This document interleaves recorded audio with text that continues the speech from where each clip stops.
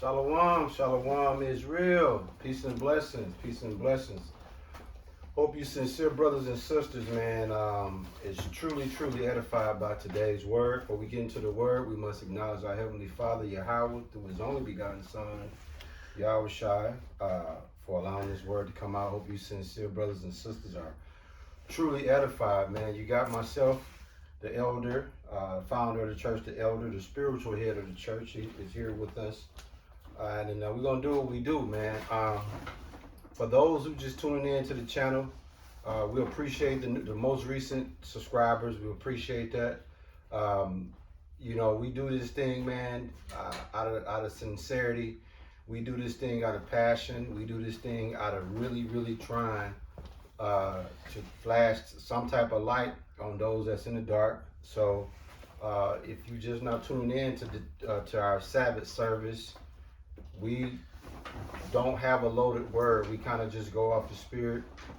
And what we do is we give y'all an update on our spiritual, like you can call us spiritual meteorologists in a sense, where when we leave y'all from each Sabbath to the next Sabbath, we survey a lot of the things that's spiritually alarming, that's the spiritual alarming. At the same time, it sharpens us and it heightens our spiritual senses with the continue, like every time we get to a new high of senseless garbage out here in this world, it just continue to ramp up. Yeah. We can't keep up with it.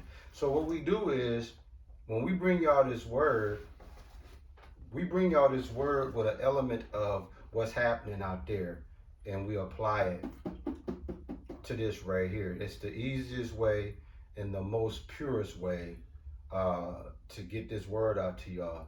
And we ain't tooting our own horns, but I'm gonna just say it to you like this. When it comes to this Israelite thing, man, we really got this on lock, bro. Okay, we come on, man. We humbly speak this, that, man, when you come to this church and you tune in, you gonna get that adequate dose of spiritual food and nourishment that you gonna get. We might not be the eloquent speakers and do the deep breakdowns, but when we speak and teach, it's gonna resonate, and you're gonna be able to lead this channel and know, like, we spoke on something that resonates with you. So it's gonna be various topics that we're gonna speak on. I think the elder might even have something already in the oven, but if he don't, to set this word off, bro, can you give us Isaiah 45:7? And from there, we just gonna flow off and just do what we do, man. I will tell you this, one, the elder is loading up Isaiah 45:7. This is the most critical time that we are living in today. What I mean by that is, just that quick, we are in trouble. It's so, how can I put it, bro? You know what? That's the spirit. Hold Isaiah 45:7, right? Give us Ecclesiastes 7:20, because I think we need to touch that first. Me and the elder, we speak this all the time without speaking it, but we gonna give it to y'all scripturally of what me and the elder has. When we put on our spiritual binoculars and we observe these humanoids out here in this world, and we try to understand people that has no business committing murders, when we see that these crimes, we're scratching our head like, dude, it's unreal. Bro, can you please, man, enlighten the congregation with that Ecclesiastes 7:20, man? Ecclesiastes chapter 7, verse 20, and it reads, "For there is not a just man upon earth that doeth good and sinneth not." So what you got going on is, man, it's a whole worldwide, nationwide, blatant rebellion. Blatant rebellion. The serpent told Eve, hey, yeah, the Lord maybe told you, you know, you can't eat from this tree. Right. But you know what? I'm telling you, you can. Mm-hmm. And then you're going to be just as powerful as he is. Yep. It sounded so good to her. She went on and got with that, right? Yep. Now look, the point of that Ecclesiastes 7:20 is just to let you know that we're not expected to be perfect. But that don't give you the green light to just blatantly Yep. go against the grain, go against the Lord. We on grace, and we on thin ice with grace. Yep. And y'all just out here like the Lord is in a coma or something. But guess what? Now, bro, if you can give them that Isaiah 45:7 and let them know how the boss get down, man. Who we know as Yahweh. Isaiah chapter 45, verse 7.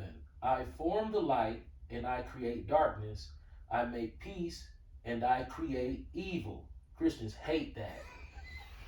When you say that, Christians lose their mind.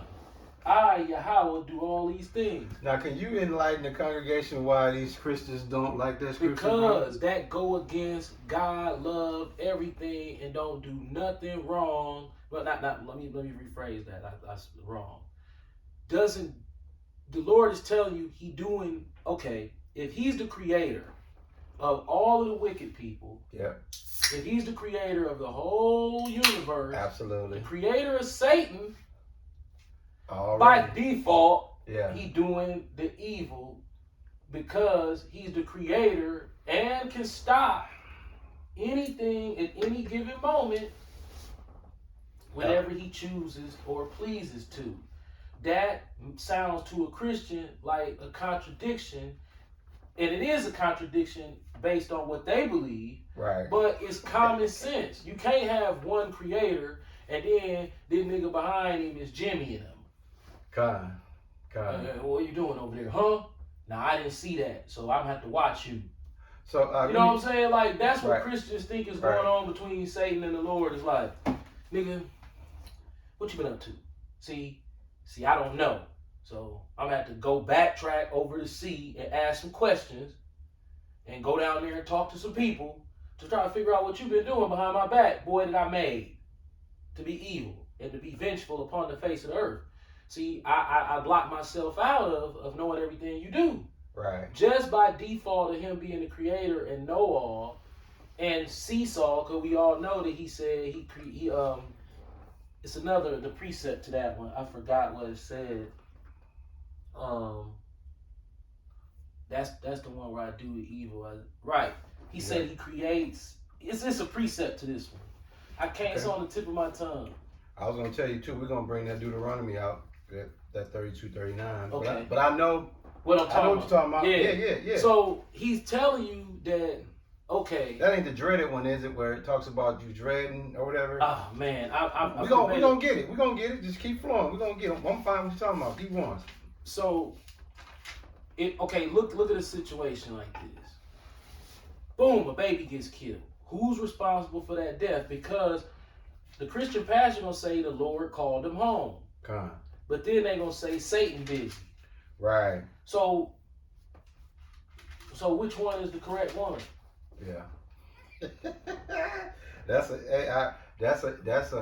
hard question for Jake, a Christian. Right. Because it's a trick question, but we know the answer. Right, because Christians will say at every funeral the Lord called them home. And that backs up Isaiah 45:7. Right. Even if the Lord called them home, that means He called the shot. Right. Who's already defeated Satan throughout the Bible, and we just basically waiting for the clock to run out? He said Satan already been defeated. All Satan has the power to do is lie really, really, really good. Yeah. He can't send the death angel. Right. He can probably. I don't know if he can request a death angel. I don't know. I'm not really gonna want to speculate. I mean, I would assume that Satan probably would be begging the Lord to kill somebody. Can I kill him? Right. Can I kill him? No. But even if Satan is granted the power to kill, the Lord would still have to be the one who commissions the death angel. He got to sign off on it. So Fear him who not kills the body, Right. but fear him who could kill The body and the soul. soul. Satan can't kill no souls. Right. And think about it. I'm going to back you up with, listen to this Amos 3:6. Shall a trumpet be blown in the city, and the people not be afraid?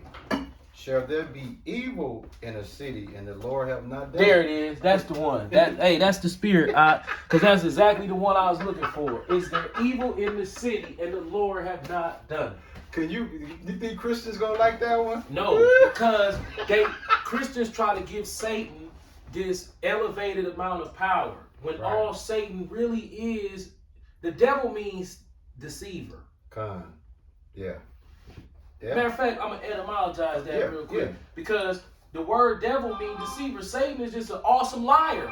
Right. Why He don't got no power. He can lie his ass off though. But far as power, he limited because he cannot commission the death angel. Right. So basically, he a studio gangster. He a studio gangster. The Lord is the real gangster. Yep, and you listening to his lyrics, believing it. So you trying to go out and live that lifestyle. But he really ain't about that life.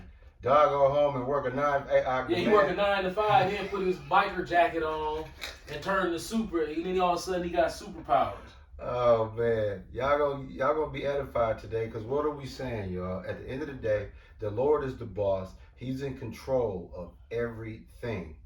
Because of that, you should be at your highest level of scared, dread, fear of him, because with the snap of a finger, he could turn your life inside out or the lives of those closest to you. And the point of this message today is people out here acting like the Lord on vacation, like he don't see nothing, like he in a coma that he ain't gonna never come out of. And that ain't the message we trying to send y'all. We trying to send y'all, it's a sense of urgency to repent, humble yourself, and get on that fear of the Lord train, or he gonna run right over you, man. Devil, Old English. A devil, a subordinate evil spirit afflicting humans. Stop right there. I'll tell that one again. Oh, a subordinate what? Ooh, a subordinate. See? See? That's the spirit. See that? He can't even. Right out the gate on etymology online etymology dictionary. The devil, a subordinate. See that right there? He's That a mean mob. that mean he ain't got all the juice. Christians ain't gonna like you today. No. They gonna be mad at you They'll be today, mad. An evil spirit afflicting humans. In Christian theology, the devil, a powerful spirit of evil, otherwise known as Satan.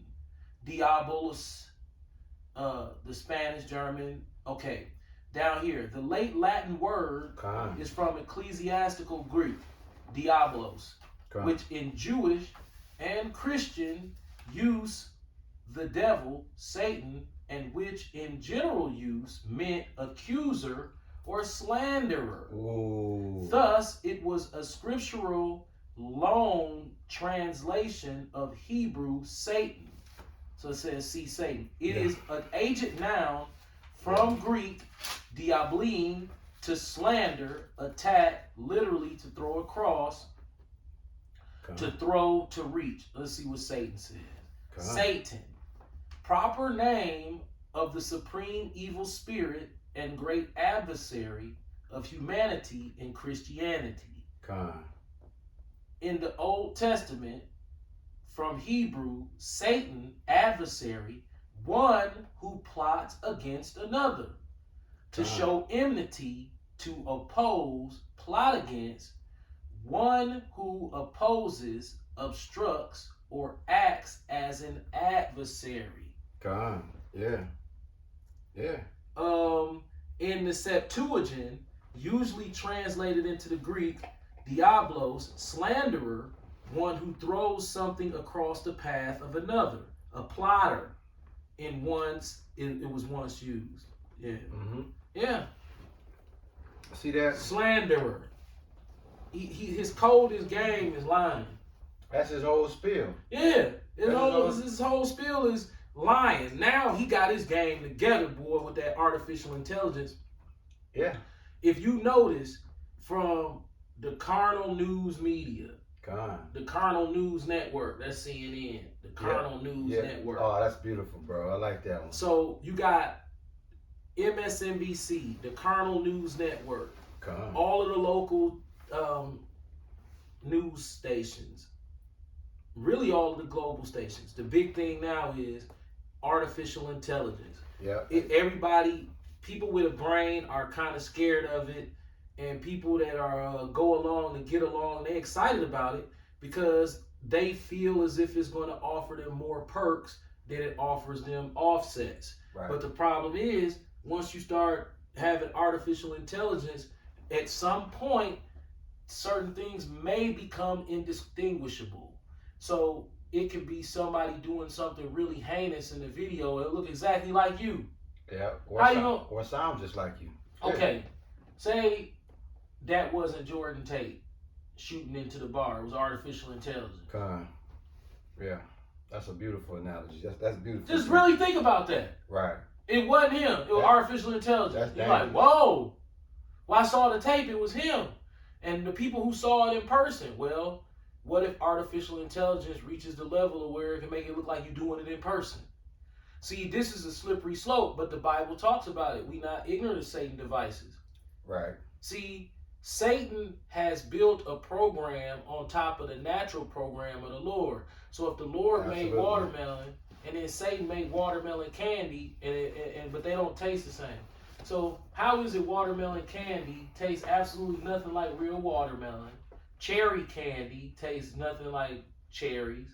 Grape anything, grape soda, grape drink tastes nothing like the real juice. I mean, grape drink tastes absolutely nothing. Right. I mean, you know, like grape juice. Like grape juice. I mean, nothing like the real thing. I mean, oh my goodness, absolutely nothing. I mean, let me tell you, grape drink is nowhere close to the real juice. You know what I'm saying? Hey, that's twofold, by the way. Just so y'all, hey, that right there ain't for y'all. That's for dude and them. That's for folks. Watching, yeah. That's for 3. That's for 39. That's hot 29. Hot 39. 7-4. 14-4. Yeah, 14-4. Blue. Red. 31. Red. 29. Red. 39. Oh man, that's Revolution. Look at that. Now, bro, that was excellent. How you just eloquently use artificial intelligence as another notch under the belt where the deceiver, Satan, is sending you off. But again, like the elder said,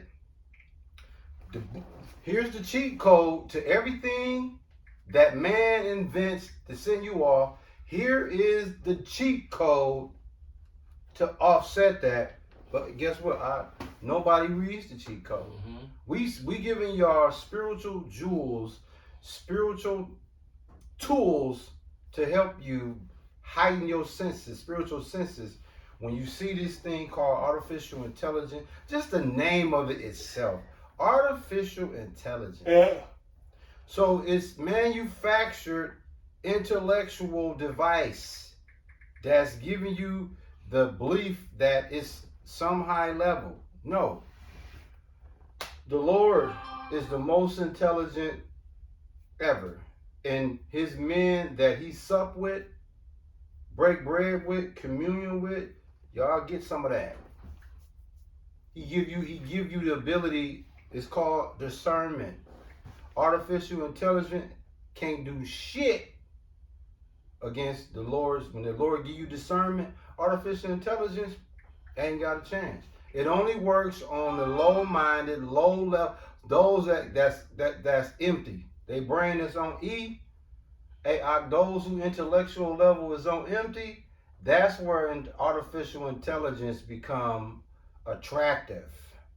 But to us, our senses is too heightened. We understand artificial intelligence is what it is, like the elder just said. What if Jordan Tate is someone that he actually knows personally. He's someone. No, I don't know him personally. Well, I mean, there's a link. I know his parents. Yeah, there's a link Yeah, I know that his parents personally. ties him to the knowledge of Jordan Tate. That would be the better way to say it. Yeah. And he just got convicted yesterday of murder. It was all on camera, and the elder was saying, if you go back and put it in artificial intelligence sense, could you fathom how could we process that and really prosecute somebody if it's really not them, but artificial intelligence is on a level where they can damn near auto copy, clone copy a human being, and you know what I'm saying? Bro, I heard. Okay, for those who don't know and they are not from Milwaukee, the reason I was kind of had my ear to the wood is because that demonic ass air show is today. I forgot about that. So I heard that sonic boom go past. I'm like, man, it sounded like something was rattling the house. So I'm like, okay, yeah, that air show is today, where they come and do all them stupid stunts in them stupid airplanes. You know what? Was that the day? Did they start it yesterday or just today? I don't know. I'm gonna tell you why. I was taking my daughter to the hair store, and she was no. No, they was practicing. I know they was practicing yesterday. Okay, that explains what I'm finna tell you. She got out to go into the store, and she looked up. It was 7 planes, like 7 jets right next to each other, like all in unison, like. Yeah. And I'm thinking that probably was the air show attached to that. Yeah, they was. I'm talking about they was right. Like you could literally look up and they like, yeah, almost like you could reach them up. Yeah. That they was on that yesterday. So that makes sense. Now, wasn't it a tragic here? I don't know. Something. Matter of fact, I'm gonna look it up. It was something happened here within the last 5 years, I believe. The air show here. It was a crash. Dang. Yeah. I want to just make sure. But yeah, Elder, you can keep expounding, man, and just bust their head, man. Where we are mentally right now in society, I'm gonna be very clear. My neighborhood, I feel really unsafe. You know, it's some really, really, really seedy characters that lurk around this block, and the paranoia and demons that are attacking me are based in, for some reason, feeling as if there's a kidnapping, torture, or murder plot against me by way of someone lurking around my house that lives on this block and be watching me, you know. So even with the assurance that the Lord has to send the death angel. 2014. What exactly happened? A pilot killed at the Wisconsin air show. The one at the lakefront? No, that was in Stevens Point. Oh, okay. So that's what that was. I thought it was here, but no, it was in Wisconsin, but not Milwaukee. So Milwaukee haven't experienced that. Go ahead, bro. When you are in 24/7 fear of your life for paranoia reasons and just circumstances that seem to continue to build around you, to be able to sup with the Lord and your faith remain, well, you find out you really didn't have no faith. Facts. Yeah. You find out that you will put your trust in another man to help protect you, or for reinforcements, then, or maybe even guns for protection, for reinforcements. And it puts you in a really bad place because the fear makes you drop faith. So you'll feel as if it's saying in 2015, 2 men en route to the Wisconsin air show was killed in a plane crash 40 miles south of Milwaukee. That was 2015, July 26th. Okay, what again? I'm sorry. It was 2 men en route to the Wisconsin air show was killed in a plane crash 40 miles south of Milwaukee. Ooh. That was July 26, 2015. Oh, okay. Cause I know something tragic happened, but I Right. couldn't put The it only together. the only tragic air event I remember in Milwaukee is when those two sheriffs, that Sonny Bang, the yeah. Asian dude. I remember that. they I went remember down that. in the helicopter. Yeah, that was Yeah. ridiculous, bro. Yeah, that was real. Sonny Bang. Damn. So, the last 30 days of my life, I've really had to reflect on the actuality of mortality, the actuality of my very own mortality. That's a bar. That's a bar. So, in that transition, that 30-day transition, Come. I found that the smallest of lies can cause really, really big problems. Can you elaborate? Get them an example. All it takes is for one person to tell a lie. Oh man, dude got money, and that'd be a lie. And then somebody shiesty and be watching you, but you ain't got no money. You know what I'm saying? I hope that didn't fly over y'all head. Basically, the elders just made small talk by way of a lie. No malicious intent behind it. Just small talk, pretty much. Just I'm just doing this, whatever. And a person to take that now, they'll parlay that information and use it against them. Mm-hmm. And he won't have no knowledge of it till a later date. Like, damn, I didn't even know that saying that was gonna have a nigga be right. So like that, kind. When we entertainment, enchantments, I would assume that all human beings, regardless of nation, are at some point in their life, if they live long enough, preoccupied with the notion that they not gonna be here. And then you start to put together these scenarios inside of your head as if to try to figure out how the Lord is going to judge you. Absolutely. Will he judge you by shooting? Will he judge you by a car accident? Will he judge you by heart attack? Which that's the most common amongst black males. He liked that one. Yeah, that he one. Like that one. Yeah, that one. Hey, if it's anything that'll get our attention, it's them heart attacks. That's the one that he liked. He liked that one. Yeah, man. The Lord liked to get a nigga with that one. Hey, you gonna wake up? You think you having chest burns? Better think again, brother. Yeah, man. Just to add on to what the elder is saying, you know, if you're a person out there that's dealing with this thing called paranoia, okay, it's not. Don't be shocked, okay? Paranoia is something that spiritual men and women, for that matter, will experience. This is the time that we're in. Sorry. Oh, yeah. Give them that. Okay. This is the Center for Disease Control. Everybody knows is based out of Atlanta. This is supposed to be the most accurate information. It's the most, trustworthy medical, understand me. If you want to get some statistics, CDC.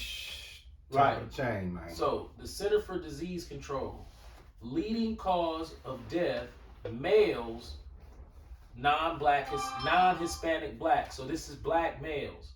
What is the leading cause of death? Heart disease. What's next? Cancer. What's next? Alzheimer's. What's next? Stroke. What's next? Homicide. Right. Now let's stop right here. Ooh. Let's. Damn, we cover at least 4 or 5 of those. Right. The Alzheimer's, we don't really, The elder is stepping away for a second, so I'm going to continue to bring this word.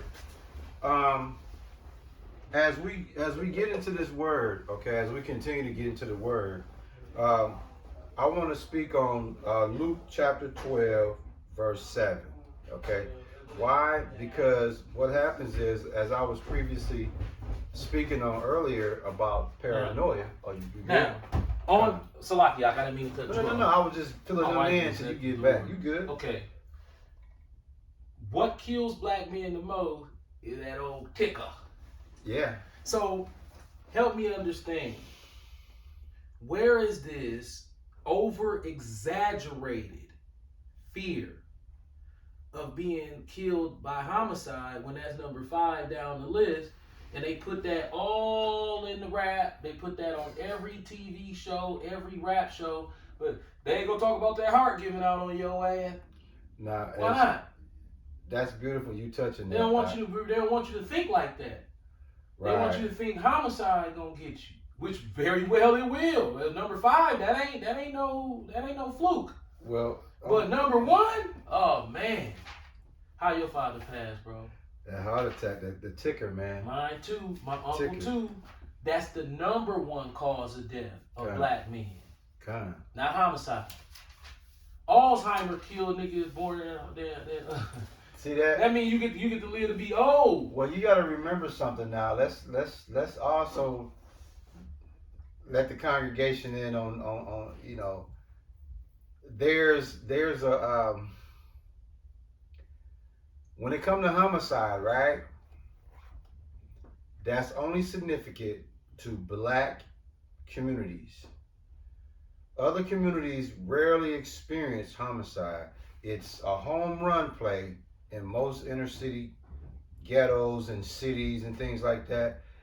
Homicide is only big as far as fatalities. It affects Jake. Yeah. All other races, it's about that much. Yeah. But us, it's only because if we kill us is how we number 5. Yeah. If we weren't killing us, homicide probably would be number 10. Yep. But because we kill us, it's not enough. It's more people that got bad hearts and heart conditions to where, like Ak is saying, when you look at the numbers, you should be more worried and scared of waking up feeling like normal, like how we sitting. Man, this man sit right here, and just like that, we can have a heart attack. Yeah. A homicide, you kind of can, but a heart attack, that's any. You can go to bed, Right. and have a heart attack in Yeah. your sleep. Yeah. So what the elder is getting at is, matter of fact, let me just get this for him. Matthew 10:28, and it reads, "And fear not them which kill the body, but are not able to kill the soul. But rather fear him which is able to destroy both soul and body in hell." Who is that person that should be fearing? Yeah. And that same person can speed up your heart attack. Right. Especially with stress. Now look, here I am, stressing out, scared of a man. I'm embarrassed of that. Yeah. Why after 48 years of living, 48 years of trying to be a teacher, biblical teacher, 40, no, not 48 years of trying to be a biblical teacher. Alive for 48 years, and let me rephrase that.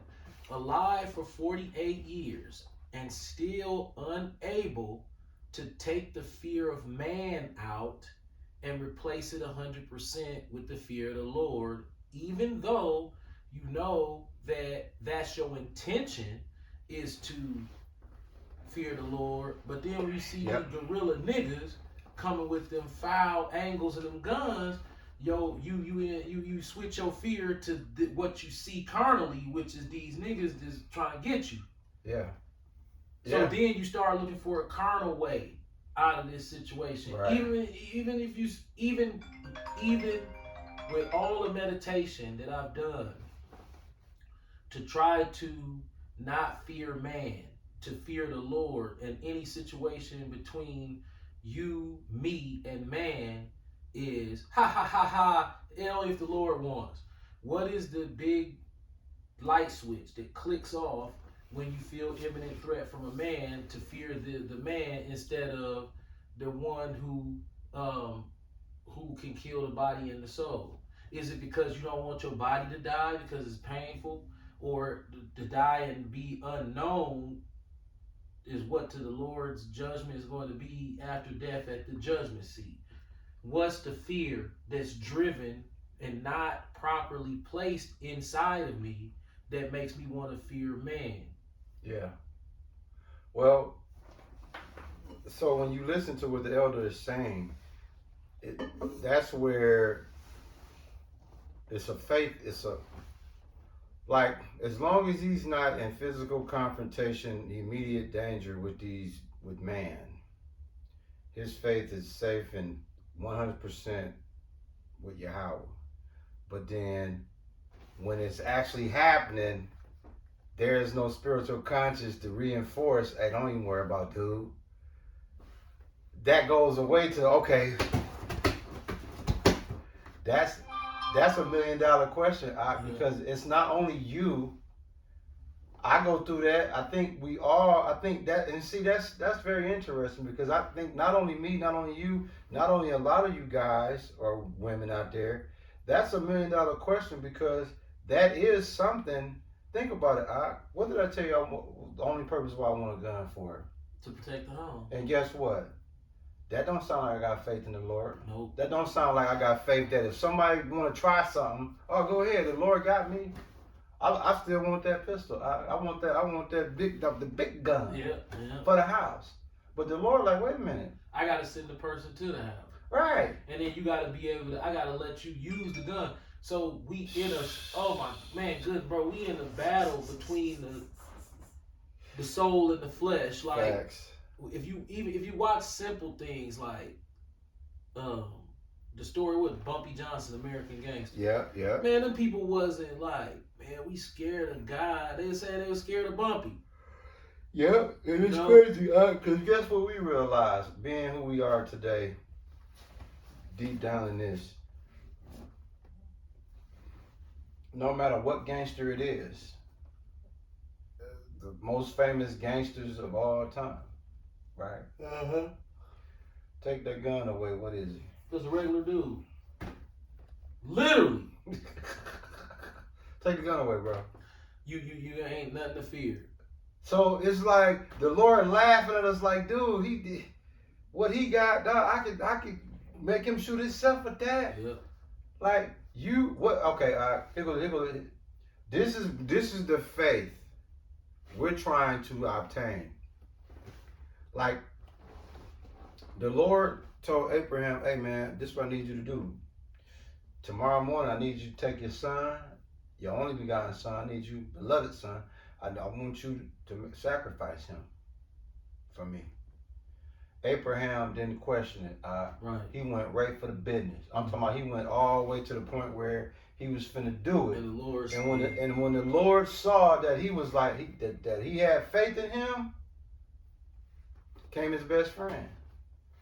That kind of faith right there, man. I be falling short of that. Hardcore. I'm talking about, he didn't even question it. He was right to the task. Okay, well, you gotta go. You don't know you gotta go, but you gotta go. Yeah. And the Lord was like, see, I know now. You ain't built. I know he's built. Yeah, he's built. Right. So I know now. See, you, my nigga.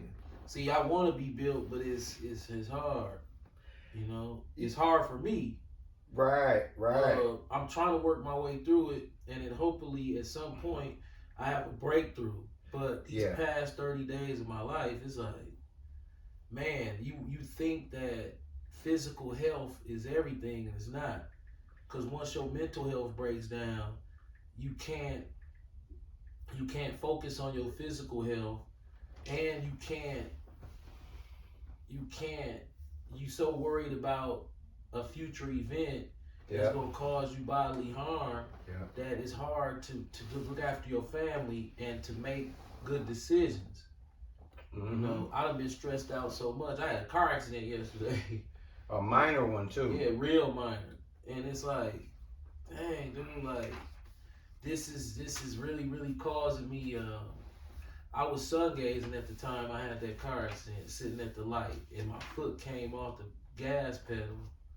The car was stopped. I don't know how. I just raised my foot off the pedal. I mean, I noticed something about myself. If I go through really, really high stress situations, I'll always do something real. You'll glitch somewhere. Yeah. What was the word? Something that you normally don't do. What would they call never that? do. Yeah. Like I would normally be able to have that situation completely under control, but I would reckon because my high stress, I was not able to multitask to my your normal my standards. normal potential, right? Yeah. So I ended up having a minor fender bender. I hit somebody from the rear, and everything worked out fine. All praises to Yahweh Yahushua. It wasn't no worse than it was. It was super minor, small amount of money, and it's over. But praise God, yeah. Praise Yahweh, right? But it when I came home, I just was reeling with stress because I got neighbors that I feel like is trying to plot on me. God, yeah. So, and it's not like they, it ain't like my fears are unsubstantiated. Mm-hmm. So, it's reasons to feel the way he's feeling. He ain't just reaching for something in there to support his fear. He has valid reason. Yeah. So when I look at the whole spectrum of things, it's almost like the Lord is laughing at me, like, I got you. Got him. You gotta come to me. I mean, who you gonna go to? Right. Yeah, you can be left out there scared, and whether he decide to help me or not, I'm still left out there. And here's the thing, bro. You gotta go to him regardless if he sign off on it or not. Like whoever that might want to do anything to you or your family, the Lord has to sign off on it, and then you still gotta come to the Lord regardless if he sign off on it or not. We still in the trick bag. So like, here we are. The ass whooping is imminent. Oh, it's coming. See, that's that working out your salvation with fear and trembling. See, let me get that. Yeah. See, this is what we understand at this age of our lives. The ass whooping is coming. Ain't no getting around it. All we can do is delay it. Man, can we? You know what I'm saying? I'm just saying, you know what? And I'm glad you said that. Let me recant that. Sorry, Father. All we can do is hope by grace the Lord just, take his time and hopefully just bestow continued grace and mercy on us when it's about that time, because at any given moment in time, it's due. We can't get away from it. We can't. Hey, you could run, but you can't hide. You can't hide, man. So what we're saying to y'all is, if you find yourself in a situation where you're fearing man more than you fear the Lord, or you find yourself in that state where you're more worried about the immediate, imminent danger opposed to the danger the Lord brings, that's not an uncommon thing. It's you got to remember, we in the flesh. Even though we spiritual men, we still in the flesh. So that's going to always be a juggling type thing. And when you got all these distractions, let me just say it to you this way. When you go through what me and the elder go through, you find yourself spiritually vulnerable. Once you become spiritually vulnerable, you start to kind of drift away from your guns. Yep, and start going carnal. Yeah. Trying to get out of it in the carnal. Yeah. Your defense turn carnal. You go to guns and you go to carnal fear instead of spiritual fear and spiritual weapons. What the Lord say? Our weapons are not carnal. Matter of fact, give them that, bro. Cause see, I know when we quote these scriptures, y'all probably be like, "What scripture is that?" So we're gonna try our best to, when we quote these scriptures, cause this is all in the spirit, man. So everything we give y'all is back. This book backs it up. So what the elder is speaking on is, when we are spiritually vulnerable, we leave ourselves open to carnality. Yeah. And once you start going into the area of carnality and going away from your guns of spiritual, now you really setting yourself up. Okay. 2 Corinthians chapter 10, verse 4. For the weapons of our warfare are not carnal, but mighty through Yahweh to the pulling down of strongholds. So here I am, and I've watched the Lord repeatedly remove imminent threats from you. Right, out of my life. and I thought that part of my life was over with. I thought I was just gonna live. Oh man! You thought you was from the coast? Yeah. And then the whole time you like, no man, you got an old, you. It's almost as you want to bang your head into the concrete because you say to yourself, I said this to you yesterday. Why is God allowing these low life to torment people? Right. To have the ability to bring discomfort, uneasiness. They low down. They don't bring nothing good to anything. Right. They whole life history is I'm a fuck up artist who always doing something foul. Right. At any given moment, hey, you can get it. Right. So it's like, then you have these meek people, and these meek people have to be victimized by these demons. Yeah. So basically what the elder is saying is it ain't fair. See, I ain't say that. He said that. That what I want to say, I'm scared to say it. Cause how would tell God, hey, it ain't fair. You know what I'm saying? Oh, it ain't? Right. Like, man, you know, like, I wanted to say. I wanted to say it ain't fair. He should be able to do that. Right. He a low down dog. Right. You know? So this is why we always say right is wrong. What we say, right is right, wrong is wrong. Right. Fair is just. Fair is just. You see, because The Lord, listen. The Lord made my brain say something. See, I try not to blame my thoughts on the Lord. I'll say my brain. Right. But see, he the one who made my brain. He's savvy enough to peep that. Well, he made my brain. And Right. I know what my brain said. So I ain't gonna blame it on the Lord. I'm gonna Right. say this brain that the Lord gave me fired off and said, Joey, how you want it? I said, what you mean? He said, you ain't gotta die before your kids. I said, oh, that was when my brain started talking like that. Cause people don't like to say that kind of shit out loud. Game over right there. When my brain started firing at me like that while I'm in the car, you know, you start trying to, as a spiritual man, your contemplation go high. All the way. So you be like, man, I don't want to die like that. Well, how long you want to stick around? Forever? See that? Well, shit. What's 90? Who gonna pay for you? Cause your kid probably be dead if you make it to 90, because they might die in their 70s or in their 50s. See? Wait a minute, I ain't expecting that, Joey. How you want it? Right. How do I want it? Yeah. I don't want it. See, that's the thing. You don't get to choose. You go get it. There you go. So there you go. While you sitting there scared, saying I don't want to die at 48. Well, look at all the people and the babies who died at younger than that. Right. And hey, come on. Well, what about this? He lived to be 80, yeah, but look at how many loved ones he lost and the grief that he suffered through those 80 years. It ain't all sweet. Right. You gonna lose somebody. Yeah, he lived 80 years. I don't want to lose nobody. See, I got you. Right. So that should wipe all that pride. Right. You get that pride out your grocery cart. You can't afford that. Right. Because ultimately, I don't care if you got a big stupid mansion, you know, you got all these fine things. You can be born the most handsome, richest guy ever. And pride can only take you so far in the carnal sense. Right. Right? Fact. Spiritually, pride gets you absolutely nowhere. Absolutely.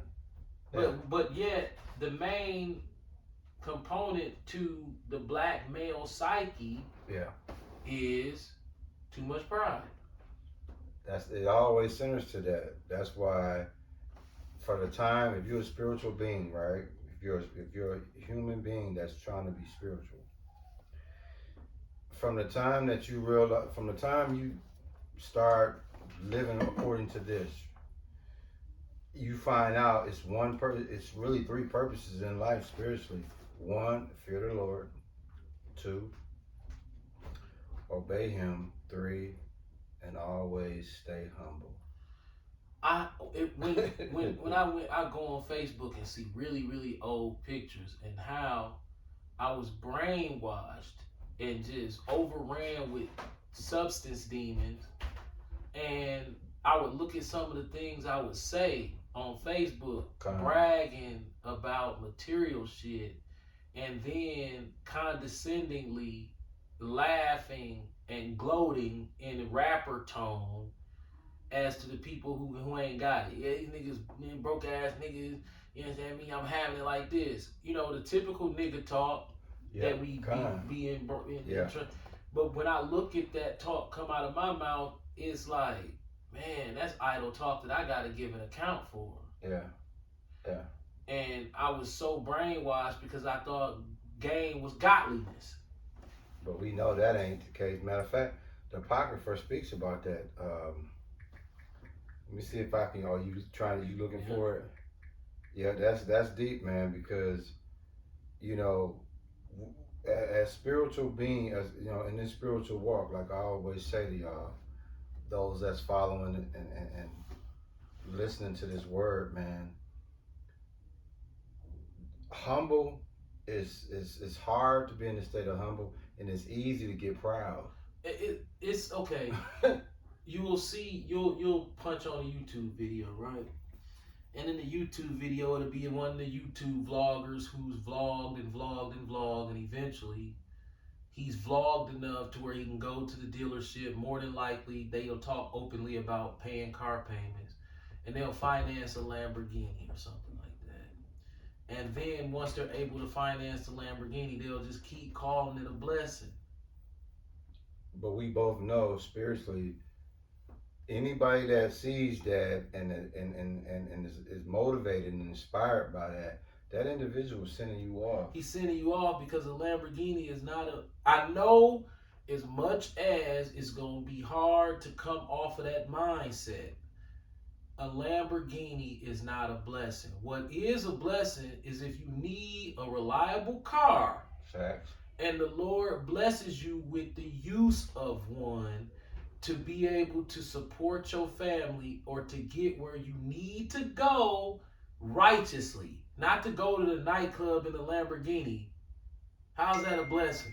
Right. Yeah.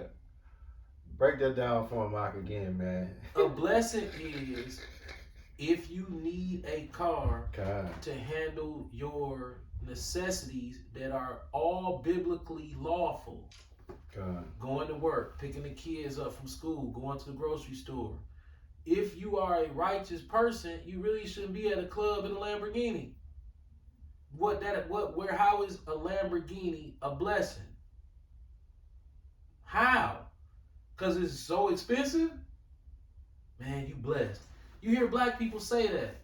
They drive an expensive car, man, they blessed. How is that a blessing? That's a burden. That's a really big bill. An unnecessary, really big bill. And it's like, okay, I would like to... I thought they were blessings too, but how is that a blessing when a black person living in captivity and luxury cars depreciate really fast and they're not known for being reliable? Right. That's beautiful. A blessing is a reliable vehicle. Absolutely. And the reliable part is the most important part, because me and the elder was talking about, even if you're in a position to get one of these expensive cars, the maintenance is financially going to whoop you, just the maintenance. So it becomes a burden, not a blessing. It damn near is a curse. 1 Timothy chapter 6, verse 5.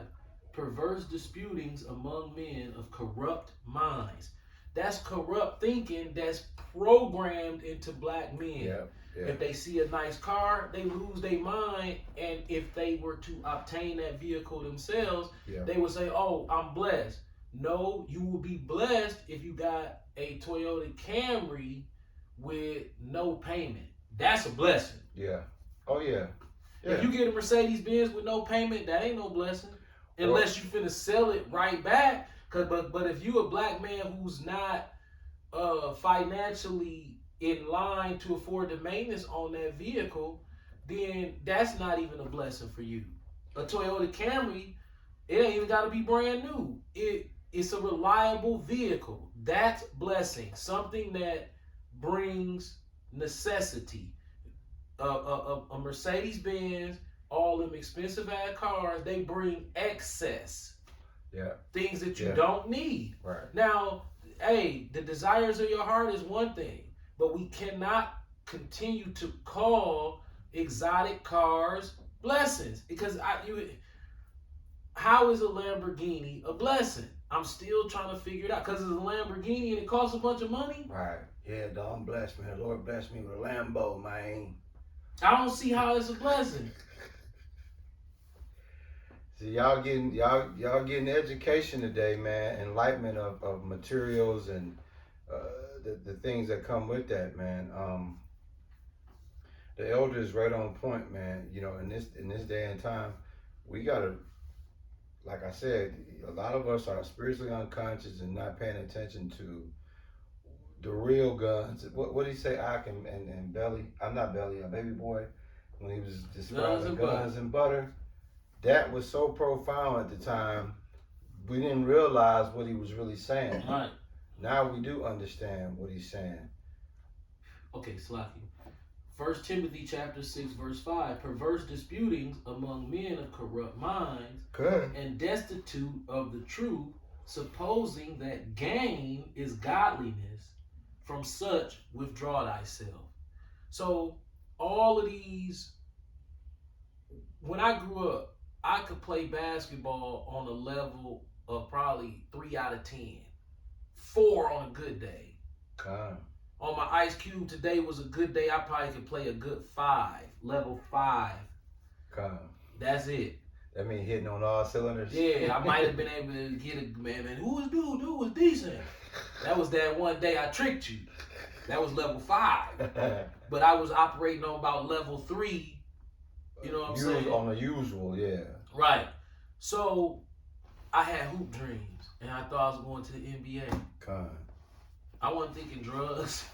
Right. I was thinking NBA. Everybody thought they was going to the NBA. How does somebody that hoop on a level of a 3 get enchanted by watching NBA games and think you Spud Webb or something? That's just how we're programmed. If you see, it's almost like if you can see it, you can be it. Everybody had hoop dreams. Absolutely. I'm talking about everybody. I remember somebody would be decent and they go into the league. It was just right. Dog gonna make it. He going. And now you look back, you be like, man, they said dude was gonna make it. It's like, it's ridiculous. And then think about it. What we know now, what we didn't know then is, dog, the odds is damn near slim to none. Slim to none. It's like hitting the lottery. Regardless of how talented you are, right. Your chances is slim to none, dog. So where did we get enchanted?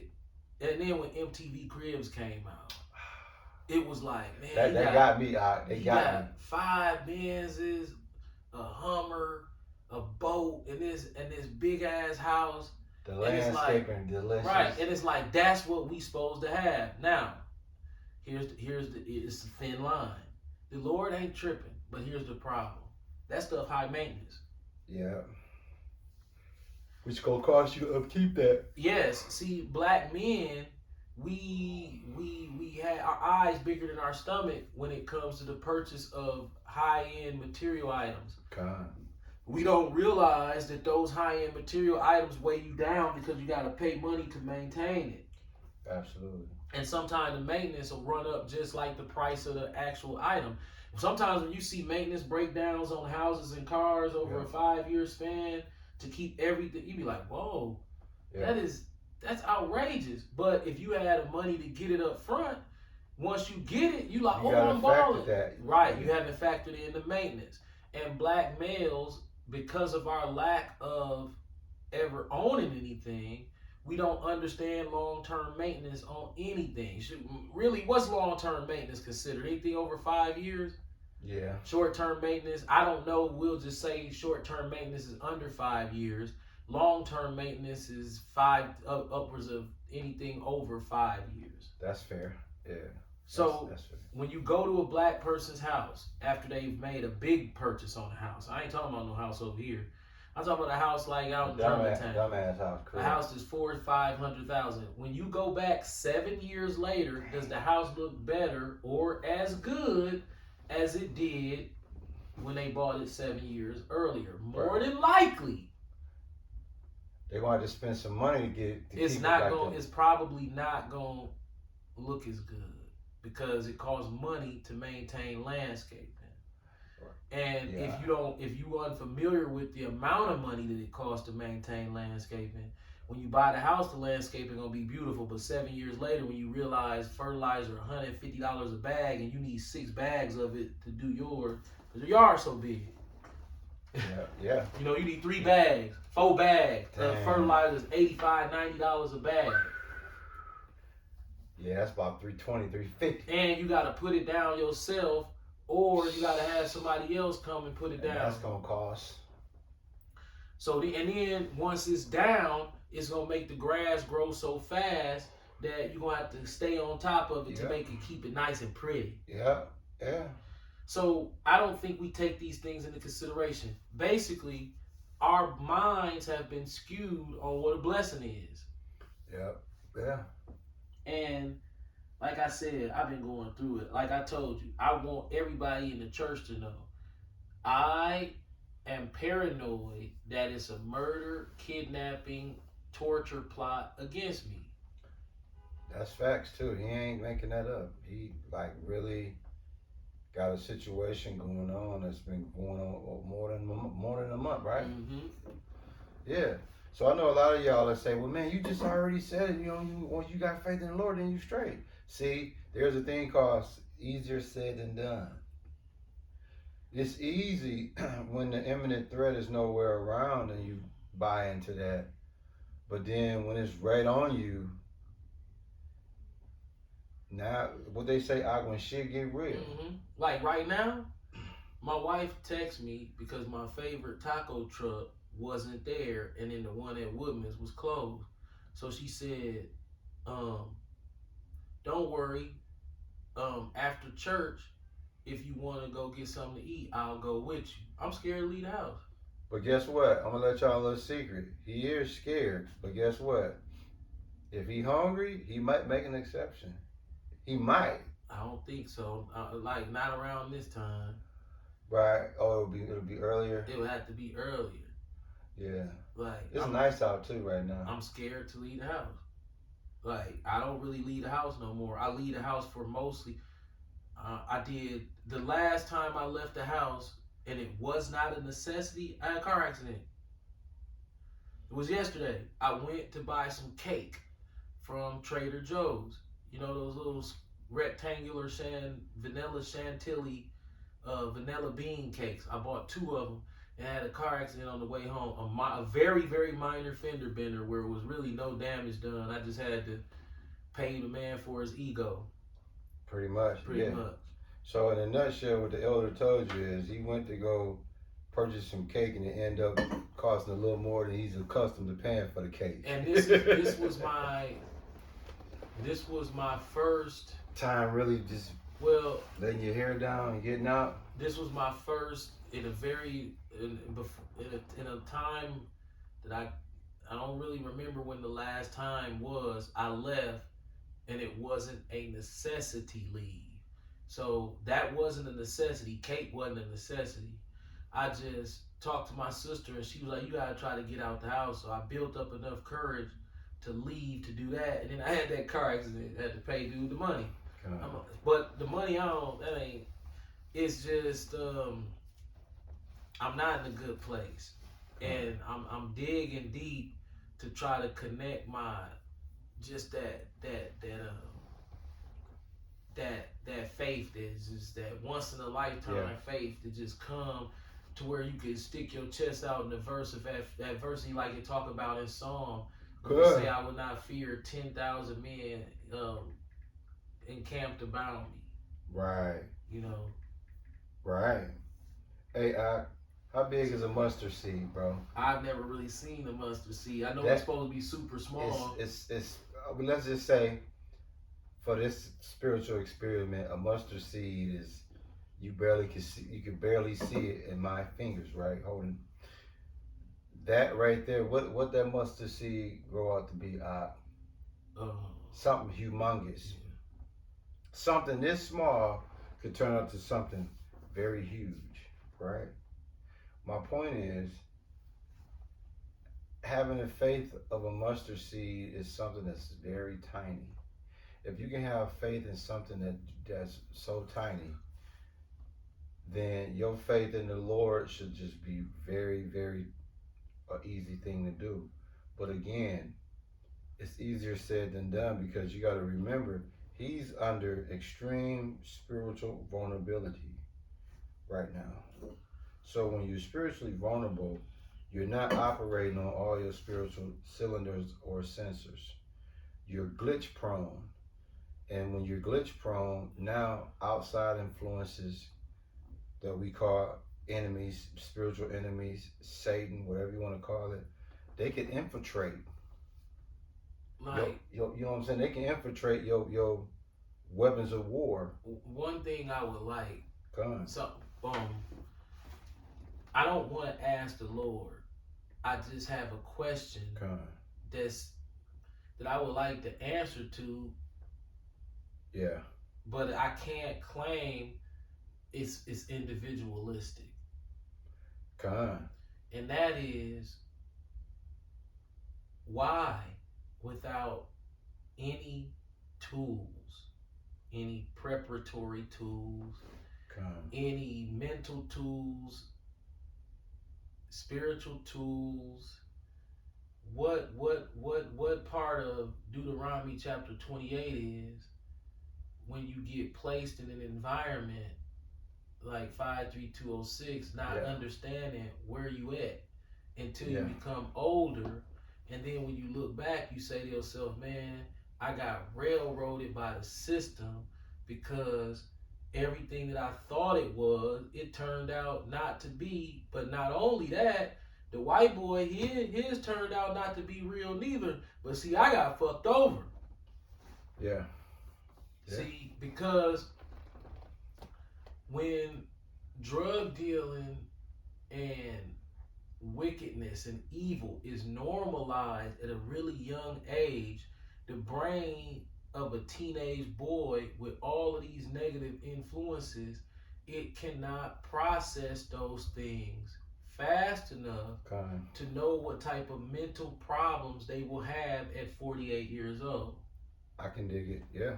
So it's like being born black, and in this situation, we have so many obstacles in front of us, and any dropping of the ball is just can end in disaster. You know. Beautifully said. Yeah. You know, it's like we avoided trouble by the grace of Yahweh. We've avoided the trouble, but the mental stress and torture that comes along after that, when you start to reflect on what you actually saw and realize that really wasn't how life's supposed to go, but life halfway over, and you want to correct these mental traumas from this. Yeah, you know, this is what they taught us we supposed to do. You're supposed to run around and bang hoes. Yeah. Yeah, that's what you do. Yeah. And when you do that, you know, you ain't no thug. So say for instance, you wasn't a street nigga. Right. Then the narrative that you heard in rap music was, "Oh, it's fair game to just have sex with all the girls." Yeah, if they give it to you. And then the commercial about the rape. Remember, this is how they said it was okay to have sex with you. This is how they said it was okay for you to have sex. God. Remember the commercial where they said, "Now look, if she say no, you gotta stop." Yep. That was legendary. All that's saying is, if she say yeah, you keep going. Yep. So you inadvertently teaching teenagers that it's okay to have sex, because that commercial really was a staying point, and we used that commercial. I remember amongst my friends, we knew that, okay, everybody knew that if she say stop, you have to stop. Everybody knew that. We took that very seriously.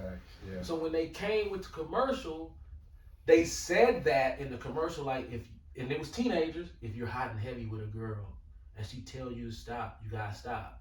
Well, what if she don't tell me to stop? Well, shit, man, that's you. Right. See? like that's not. Yeah, you know what I'm That's saying? not how you supposed to say, look, don't be doing that at all. Right. Because this is where it's gonna lead you to, and this is not. I mean. But instead, they said, hey, have at it. Listen, man. If you hot and heavy down at the lake with a girl, y'all 16, and she say stop, you gotta stop. Or what if she say don't stop? Then you'll be calling your guys saying, hey man, she's my everything, man. You know? So that's one instance to where we was sent off. God. Because it made a wicked and adulterous generation even that much worse. Yeah. Because that sexualization of the black teenager was expletive. Yeah. And so look at the children from that awful exchange of the 1990s. Yeah. You know what I'm saying? Along with the music teaching our women to be sexually promiscuous and our males to be overly aggressive and emotional criminals. Facts. Yeah. And then if that's not the option that you want to go with, then you have college, and you can always be a preacher. when everything else has failed, you can do that. As long as you are a consumer in the system. So whether you go to the Christian church, you're looked at if you have nice clothes, nice car, big nice house, you in the upper echelons of that church. When really the dirt poorest person should be treated exactly the same. I'm just taking time. Yeah, keep flowing, bro. I'm just taking the time. So in the streets, the person with the most material is elevated. Yep. In this society, people with more are elevated, and that ruined everything. Yep. Yeah. Because that's not what it's all about. And even with us, if you don't be careful, you'll look at somebody with less than you and be like, oh, I'm in a better situation than they are. Right. But you really can't say that spiritually. You can say it carnally. Absolutely. Yeah. Yeah. But to work out your salvation with fear and trembling at this age, where you know that your life is more than probably halfway over. That's deep. Watching sports can't get you. It says it's better to be in the house of. Let me get that. Yeah, house of mourning than the house of mirth. I want to say that's Ecclesiastes 7:2. Yep, you're right. That's right, brother. Ecclesiastes chapter 7, verse 2. It is better to go into the house of mourning than to go into the house of feasting. For that is the end of all men, and the living will lay it to his heart. Go to verse 4, 7 and 4. That one is a little more stankier. Ecclesiastes verse 7 and 4. The heart of the wise is in the house of mourning, but the heart of fools is in the house of mirth. Up until 45 days ago, I had a lot of mental health issues going on, going back and forth to the emergency room, thinking something wrong with my heart, not able to breathe properly. That was before the imminent threat that I felt as if somebody is plotting on torturing, kidnapping, or murdering me, or thus a combination of those things. I was in the house of feasting. Man, I was everywhere. Man, I'll fall asleep in the driveway in my car, walk up and down the street, talk on the phone, get on my bike, ride around everywhere through the ghetto, you know what I'm saying? Oh, look where that shooting happened right here. Wee! Hey, can I use your bathroom? Hey, where's this? Fine like a Sherman? Ain't no big deal, man. Ain't nothing gonna happen. Right. You know, I ain't did nothing to nobody. I'm good. That's the house of feasting. 31 days ago, I entered into the house of mourning. And trust me, the house of mourning, it ain't pretty in there. Nah, bro. It's a lot of fear. Yeah. And uncertainty. It's dark in there. And lack of faith in that house of mourning. Yeah. Yeah. House of mourning, man, it's I look at it as metaphorically black coffee No sugar, cream. Man. It's bittersweet. It's bitter. Black coffee is bitter. Summerfest is a house of feasting. Oh yeah. Staying in the house because you know that black folks don't know how to act is the house of mourning. Yeah. Like Yeah. two black people. I asked Fat Sean and I asked Big Ken if they was going to State Fair. That's coming up. Yeah. And guess what? Their reasoning was their skepticism in not wanting to go was. Okay. What do you think it was? So they were skeptical about not going? Ken said he ain't going. Okay. And then Fat Sean was like, "What do you think his why do you think they don't want to go?" They were skeptical, like, nah. Too many white people? Is that what you think? I mean, hey. Or you know what? People gonna look at me because I'm fat? No, they said it's gonna be too niggery.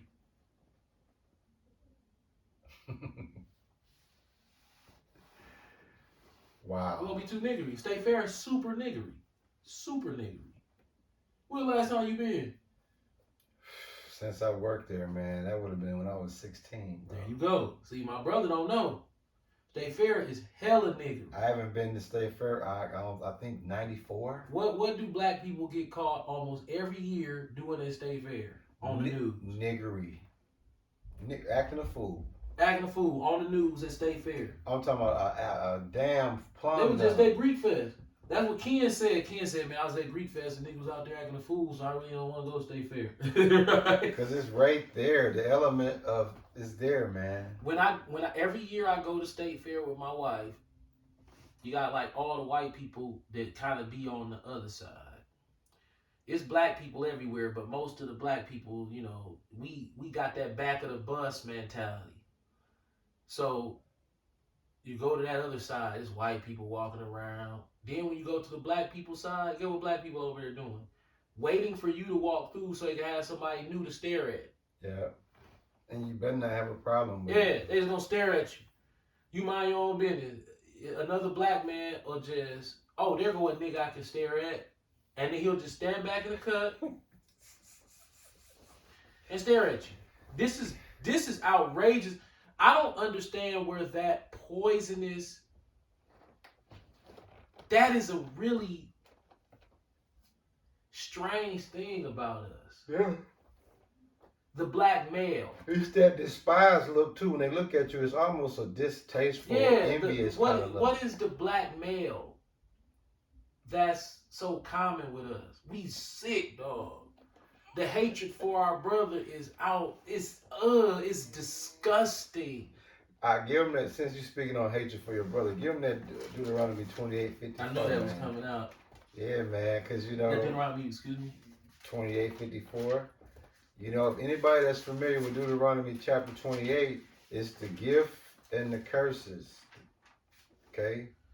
And the gifts based off of Deuteronomy 21 verse 1 through 15 is all about the abundance of blessings based off being obedient.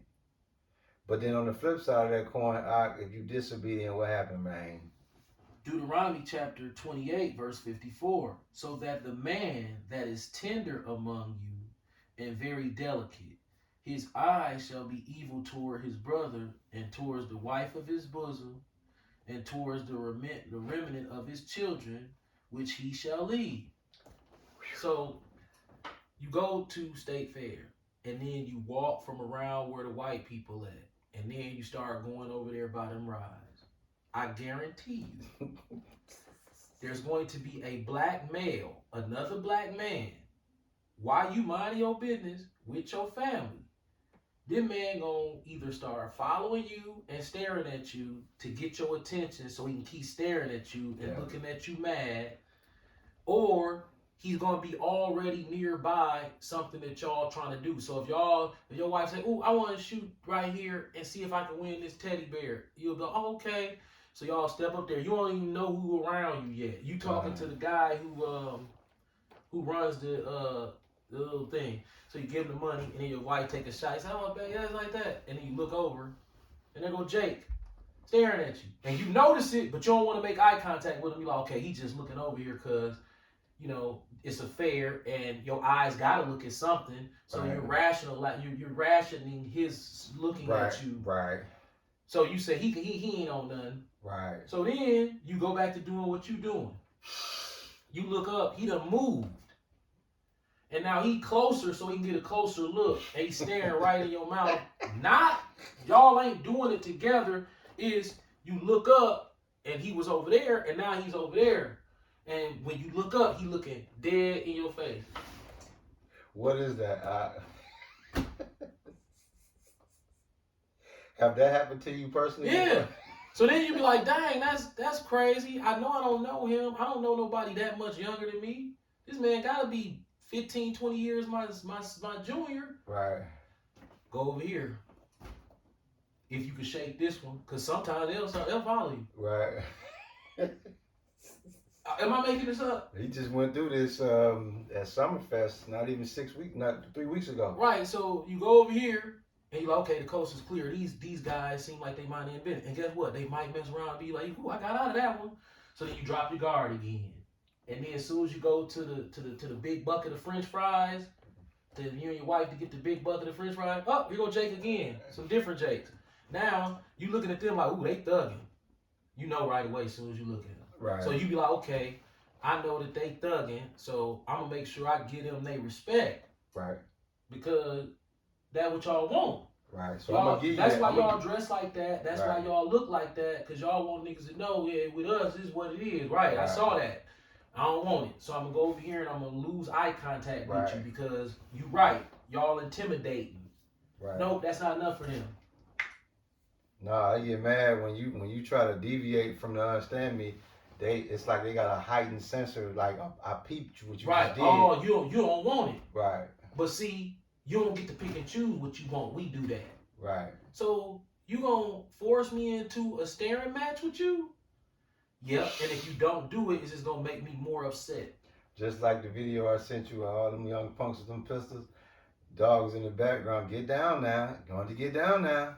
Right. Going to here. get down now. It said, his eye shall be evil towards his brother. He, everywhere you go, if it's black, if you look at what happens, what you looking at? That starts all them nigga moments. It's sort of a bump. Yeah. Nigga, what you looking at? What you looking at, dog? You know me? You know how many times I've heard this story play out in the black community? And That's like a lyric. What are you looking at? Like, you in the club. You always heard this amongst thugs. Man, we was out last night. We was chilling. Ain't niggas over there, you know what I'm saying? I'm like, dog, what you know? Do we know each other or something? Ain't that how it always goes? Always. And then a fight usually or a shooting goes behind it at some point. So if you are a mild-mannered person who don't get involved in that type of stuff, that don't mean nothing. Niggas still try that. You be like, bro, I can't get a cheeseburger? No, you can't. No. So you want to stare at me long enough to make me so uncomfortable to where I like, hey, bro, what's up? We went to school together or something? Nah, nigga, I don't even know you. No, I don't know you. You know what I'm saying? Oh, okay, that's what's up. Yeah. And now he... Hey, this usually will come after that. I know you don't want no problems. Right. Bro, the way that these people, the way that the black man... But look at the poison outside of that. You got... Everybody got mansions and Bentleys. And then you go online and you're 51 years old with a mansion and Bentley calling other black men bitch ass niggas on social media. Yeah, you bitch ass niggas, y'all know what it is with me. You know, yeah, all you hoe ass nigga, man, you know what it is with me. You got a Bentley in the garage. Yeah, nice house to match. Decent health. Right, and you 51 years old as a black millionaire, and the best thing you can think to do is get on social media and beef with other 50-year-old millionaire black men. Yep, thug mania. 51-year-old thug mania, bro. Your eyes shall be evil. So this is, and that poison alone, it break us down, man. It really make you want to cry because we living in the twilight zone as black males. It's crazy. Facts. All praises to Yahweh. You closing this out? Yeah, I'm gonna close out. All praises to Yahweh through his only begotten son, Yahweh Shai. Shalom to all the Aqua and Akim, that's sisters and brothers. God. Aqua meaning sisters, Facts. Akim meaning brothers. Keep pushing. And like I said, I'm fearing for my life right now. I ain't even done anything to nobody. But this evil eye towards your brother, all it takes is a pen to drop. That's it. If somebody don't already like you, all it takes is, it don't even take that. Right. It can take nothing. Demons released. Right. And it's over. And if the Lord don't step in and stop it. So shalom. Shalom. That was deep, brother.